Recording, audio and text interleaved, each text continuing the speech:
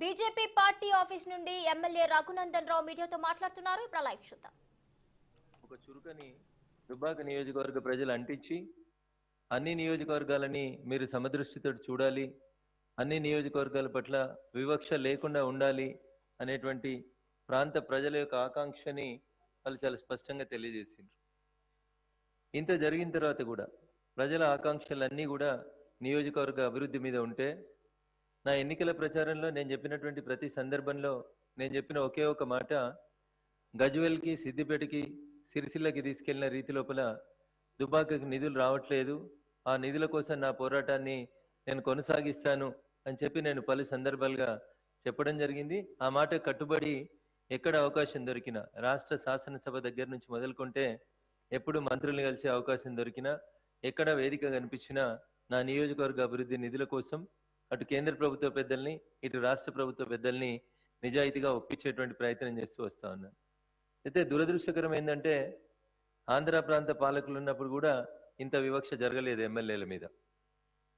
నేను ఈ మాట ఎందుకు చెప్తున్నా అంటే, హరీష్ గారు, ఈటల రాజేందర్ గారు కాంగ్రెస్ పార్టీ అధికారంలో ఉన్నప్పుడు 2004 నుంచి 2014 వరకు ఎమ్మెల్యేలుగా ఉన్న సందర్భంలో అసెంబ్లీ కాన్స్టిట్యున్సీ డెవలప్మెంట్ ఫండ్ నియోజకవర్గ అభివృద్ధికి రాష్ట్ర ప్రభుత్వం అప్పుడిచ్చిన 3 కోట్లు, ఇప్పుడిచ్చేటువంటి 5 కోట్లని జిల్లా మంత్రి సహకారంతో ఆ నియోజకవర్గంలో ఎమ్మెల్యే ఖర్చు పెట్టుకోవడానికి రాష్ట్ర ప్రభుత్వం వెసులుబాటు కల్పించినటువంటి మాట గౌరవనీయులు చంద్రశేఖరరావు గారు గారికి, రాష్ట్ర ప్రభుత్వానికి తెలియదని నేను అనుకుంటలేను.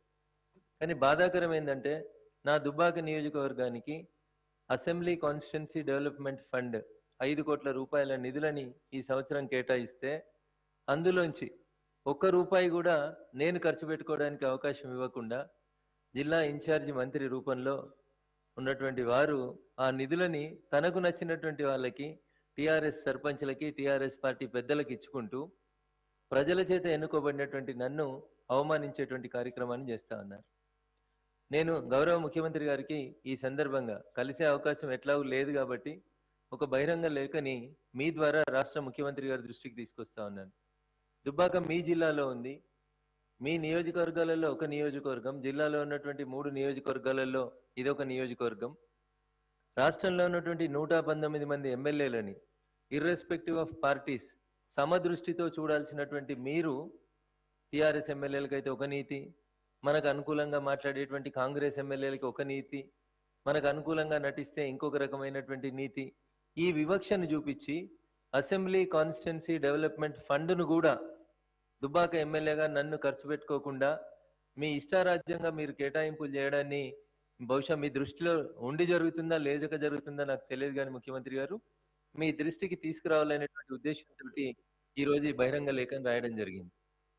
పేరుకు 5 కోట్ల రూపాయలని ఈ సంవత్సరం ఎమ్మెల్యేల నియోజకవర్గాల అభివృద్ధికి ఇచ్చినామని చెప్తూ, అందులోంచి 2 కోట్ల రూపాయలని మన ఊరు మనబడి కార్యక్రమానికి తీసేసుకోగా మిగిలింది 3 కోట్ల రూపాయలు.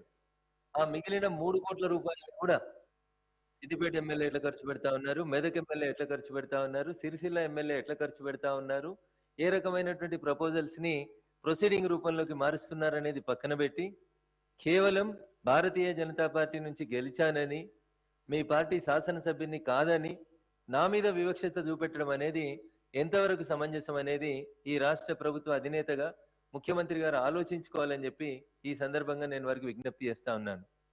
ఎస్, మా పాలన గిట్లే ఉంటది, మా పార్టీకి వెళ్ళి గెలిస్తేనే మేము పైసలు ఇస్తాం అసెంబ్లీ కాన్స్టిట్యున్సీ డెవలప్మెంట్ ఫండ్స్, మా పార్టీకి వెళ్ళి గెలవకపోతే, మాకు అనుకూలంగా లేకపోతే, మమ్మల్ని సిద్ధాంతపరంగా వ్యతిరేకిస్తే మేము మీకు అసెంబ్లీ కాన్స్టిట్యున్సీ డెవలప్మెంట్ ఫండ్ ఇవ్వము అని బహిరంగంగా చెప్పండి. ఓకే, ఇంకొకసారి ఫండ్ ఇవ్వండి అని కూడా మిమ్మల్ని అడగడానికి మేము రాము, భారత రాజ్యాంగం అట్లే చెప్పిందని అనుకుంటే అంతటితోటే ఊరుకుంటాం. కానీ మీరు చెప్పే మాటలేమో నోరుతో చెప్పినట్టుంటాయి, నొసలతోటి ఎక్కిరించినట్టుంటాయి. ఏం